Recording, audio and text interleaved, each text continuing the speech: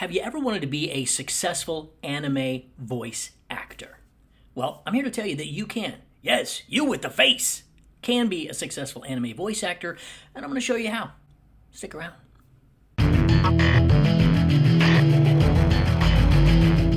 For more videos on voice coaching or communication and connection coaching in relationships in both business and personal, be sure and hit that button, the subscribe button right there, and the little bell that lets you know when a new video comes up. And you can always go to spikespencer.com/coaching.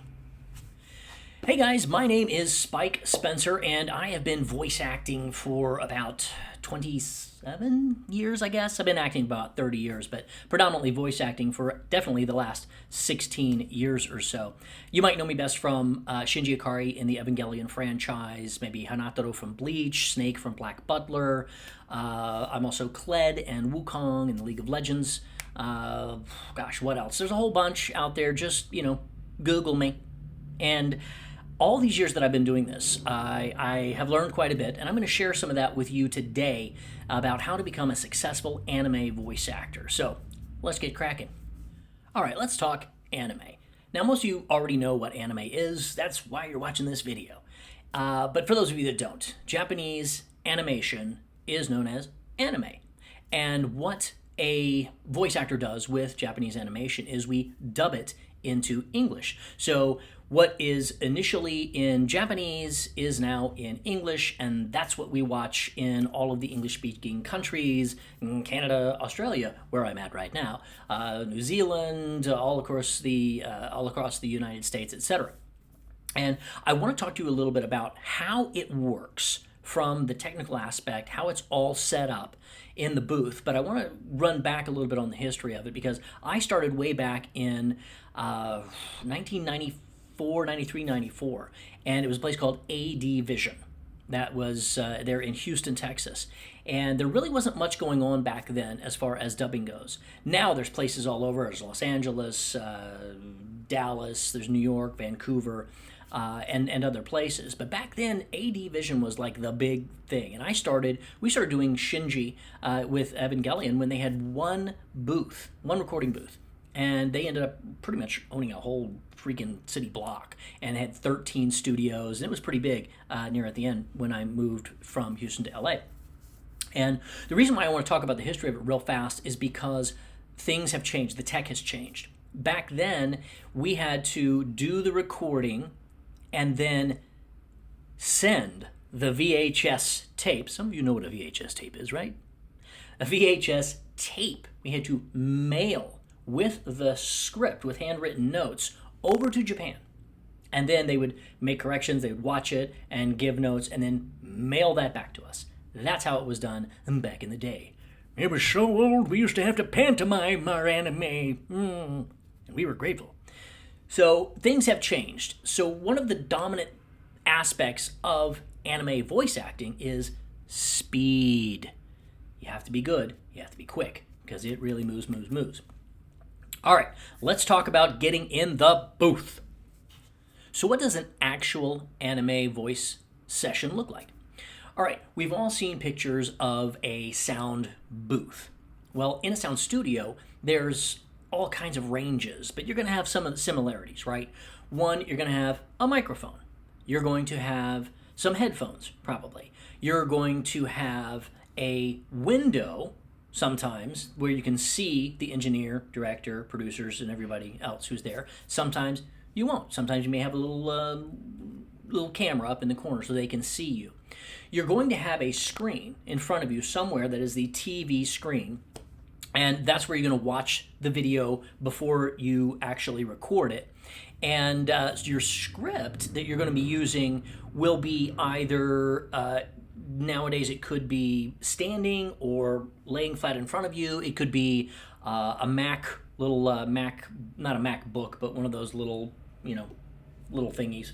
And you just scroll it up and go to the next line, Or they may do that for you. It could actually be on TV. There are variations, but what you're going to do is you're going to see this screen and you're going to see the scene before you record it.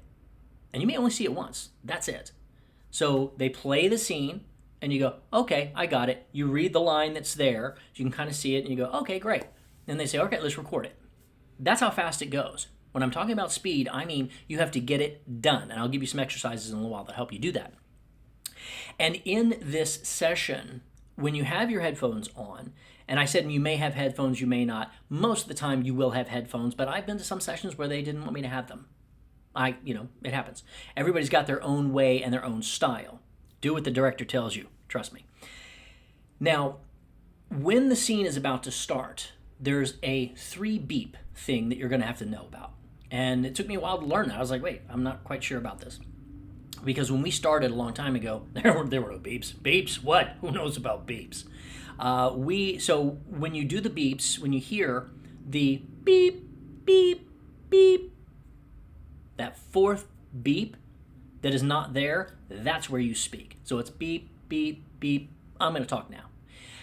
And what you'll see is you're going to read that line, and they go line by line. If you have a big paragraph, you're going to be doing line by line, one at a time. So you do that line, and then they go back, they play it, and see if it's good. You redo it again, check it out, and once they're good, once the director is happy, you move on to the next line. Now, another interesting thing about being in the booth with recording anime is you're doing it alone. 9 times out of 10. There's no one else in the booth with you. In fact, I've seen more voice actors at mixers or conventions than I've ever seen in a studio. That is a fact. So when you're in there recording, sometimes you may have the other person's voice that will lead you in. Sometimes you may not have that. Sometimes you may have to match the Japanese tone, and the director will tell you what to do. Again, here's a big golden tip. Ding! Make the director happy. That's your job. All right? So now that you know what it's like to have an actual voiceover session in the booth, you might be thinking, that's a lot of crap, Spike. That's hard. Yes, it's not easy, or everybody be doing it, but you can do it. And the one thing that I tell everybody who asks me this question over and over again, hey Spike, what do I do to get into voice acting? I say, what's the second word of voice acting? That's right, it's acting. You have to take acting lessons. And I'm going to go over some other voice acting tips in other videos coming up, but you have to understand this is an art form, all right? Voice acting in anime, or dubbing, as it's called, ADR, additional dialogue replacement, additional dialogue recording, depending on who you're talking to. It is dubbing. It is acting. And what's hard about anime voice acting is that you're acting within pre-prescribed parameters. That's difficult because you can only go so far, you can only move so much, you can only give so much, and sometimes it's very, very difficult to not be able to really get out there.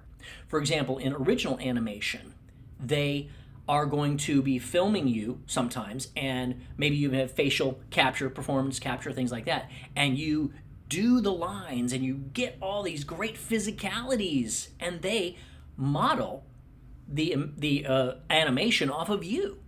That doesn't happen in anime. You don't get that freedom. So there's some constrictiveness there that you have to learn to act through. And you have to have the acting chops to make that happen. So personally, I went to the University of Houston back in 1997, a long time ago, and I was a major in drama. I have a baccalaureate degree from the honors program, the University of Houston, majoring in drama, thank you. Nobody cares. Nobody gives a crap. Nobody's ever asked me for it, but here's the point. I had the fundamentals. I understand. I've done theater, Shakespeare. I've been on camera. I've done movies. I've been on scenes with 4 Academy Award nominees. 2 of them won. I've been out there and I've been doing this for a while. You don't just walk off the street and go, I'm a voice actor. No, that's not how it works. So, main thing, more than anything else, go get voice acting lessons. Capiche? All right, you may be thinking, okay, yeah, Spike, acting, cool, we'll do that. Except these are dubs, so the acting's already been done. All we have to do is copy that, right? And just do it in English, right? Wrong. That is not how it works.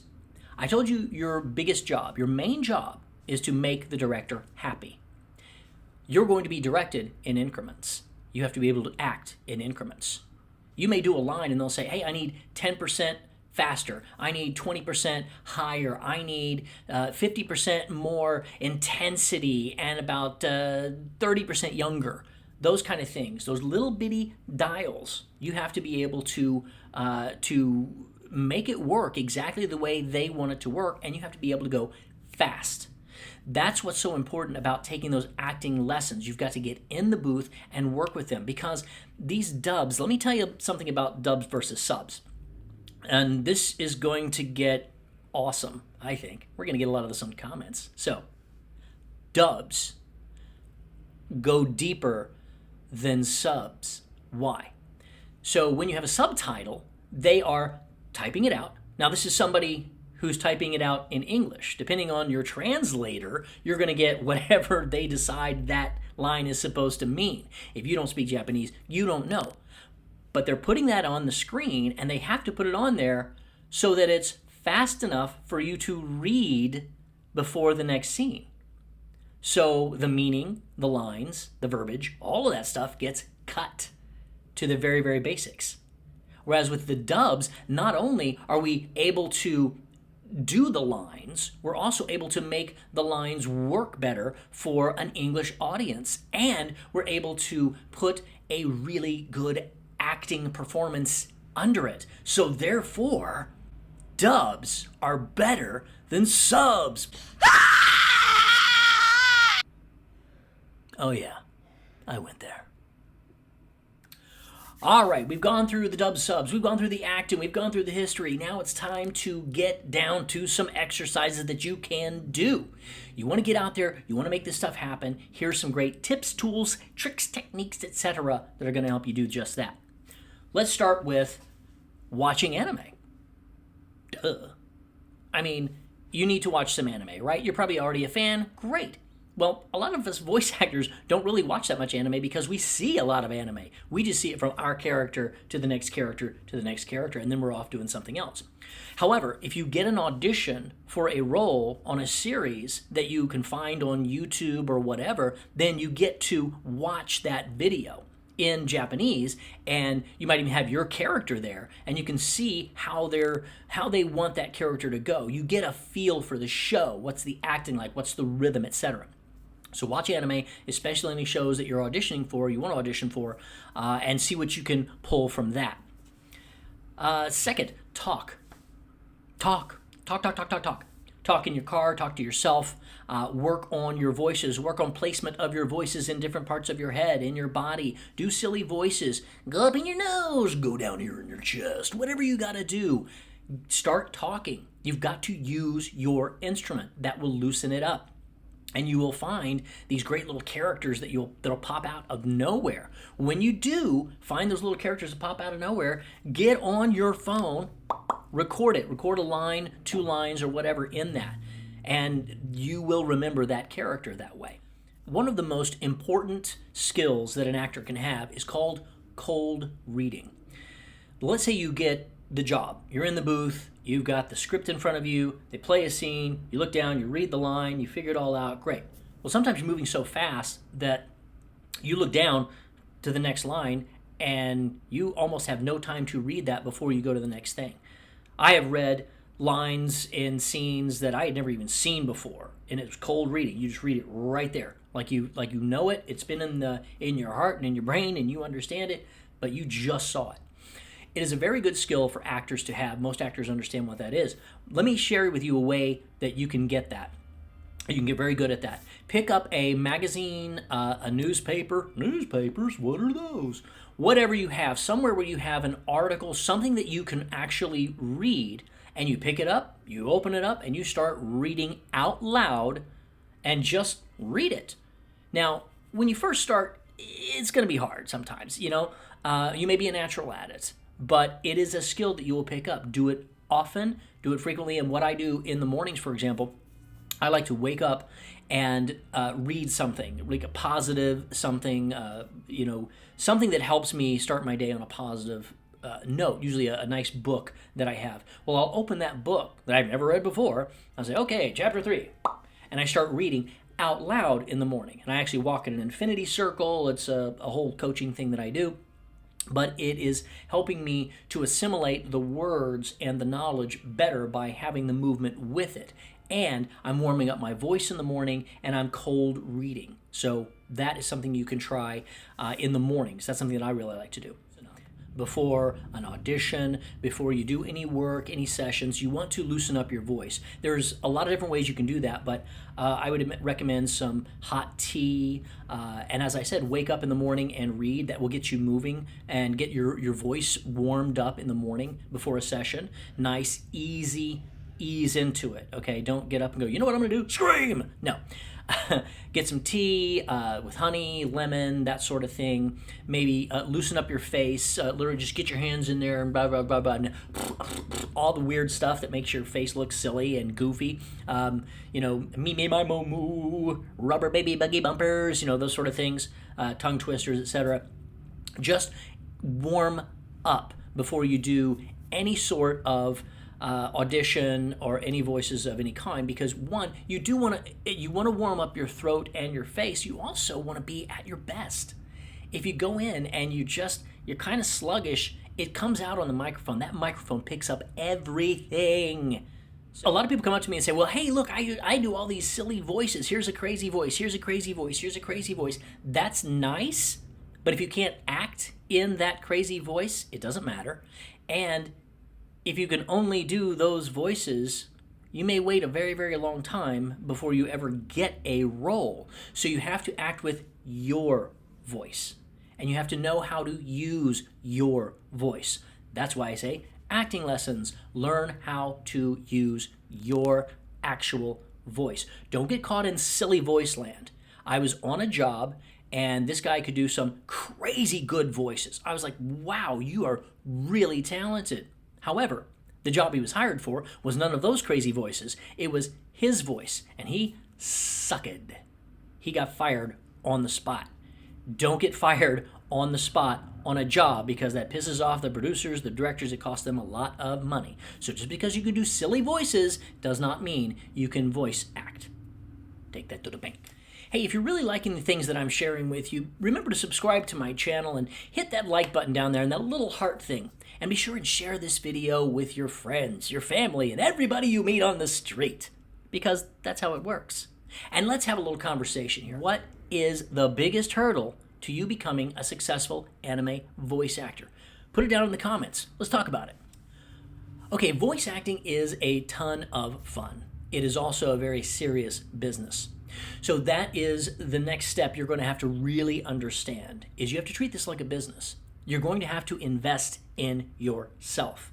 For example, you have to have a good mic, a good interface. You have to have somewhere where you can record auditions and do jobs. You need software. You need other things, and you must be professional. So understand that you have some grown-up stuff that you've got to deal with to make this work. And I know you can do that. I'm not going to get into that right now. I can get into that in a later video. But the point is, if you're going to be a professional voice actor, professional is the key. Got me? And a huge aspect of building a business is networking. That's right. That's always the second thing I tell people who ask me, hey Spike, how do I become a voice actor? First of all, what do we say? Take acting lessons. And second is network. You have to start building relationships. I get most of my jobs, and always have, through relationships. The people that I have worked with before, they know who I am, or they tell somebody about me, etc. Relationships are huge. I know some of you guys are like, I don't want to go out, I don't want to talk to people. Well, you're going to have to. And it's great. We've got Facebook and Twitter and LinkedIn, and there's all kinds of ways of meeting other people. If you go to acting classes, you start working with those people, there's a whole room of people you can network with. And you can ask all of them, hey, is there somewhere or somebody else I should meet? Is there some way to connect with somebody else? Be interested in their lives, and you will be interesting to them. Networking is huge. Start building those relationships now before you are a successful voice actor, etc., because it's going to come back and pay so much. Plus, you meet some amazing people and you build these great relationships, and that's going to take you very, very far. So most of your anime is actually happening in Texas. Yeah, I know. So LA has a whole lot of stuff going on, mainly in Burbank. So Burbank is actually where Hollywood is, all right? I mean, studios, voiceover recording studios, tons of them. There's some over at Marina Del Rey and Culver City area as well. But there's also Vancouver and New York. Now, I don't know much about them. I know voice actors from Vancouver, and I've worked with some people in New York. But the majority is in Dallas. There's Funimation, Sound Cadence, Okratron. And in Houston, there's Sentai, which used to be AD Vision. It's run by the same guy who ran AD Vision. So if you want to do voice acting, yes, you have to go where it is. That's usually number one. Now, the game has changed because of the last year. If you're watching this, it is 2021, so we've had the pandemic, and everything changed in the voice world. And what happened was everybody had to have their setups at home upgraded.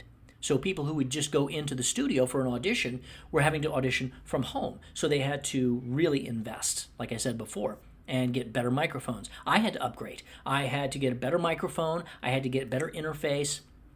And you have to have good soundproofing wherever you are. So I did all that, and I'm in Australia. So long story, I was here appearing at a convention and have been here ever since. And we'll eventually go elsewhere, but we're going to be here for a while. So I'm doing gigs from the Gold Coast of Australia in that closet right over there.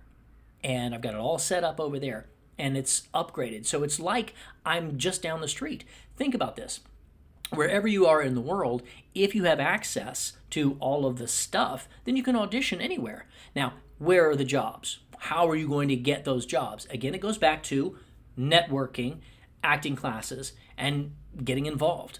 Now, there are other things that you can try. You can do pay-to-play sites. What are they? Voices.com, 123, Bodongo, things like that. And I've tried all of them to see how they worked. And to be honest, I haven't been I'm not a big fan of them.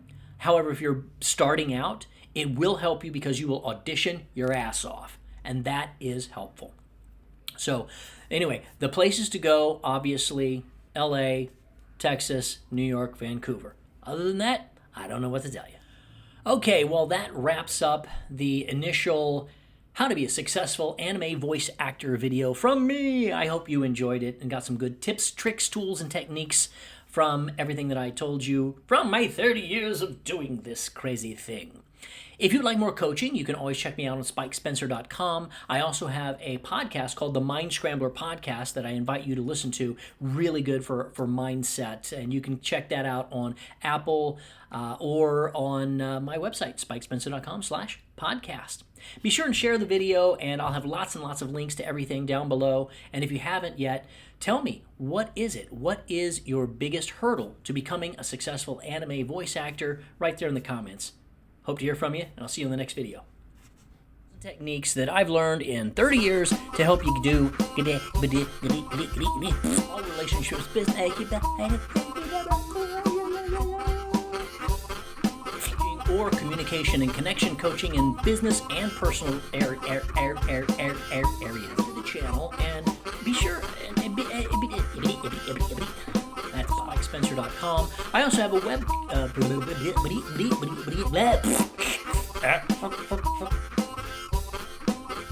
Say, man, where are the real jobs at?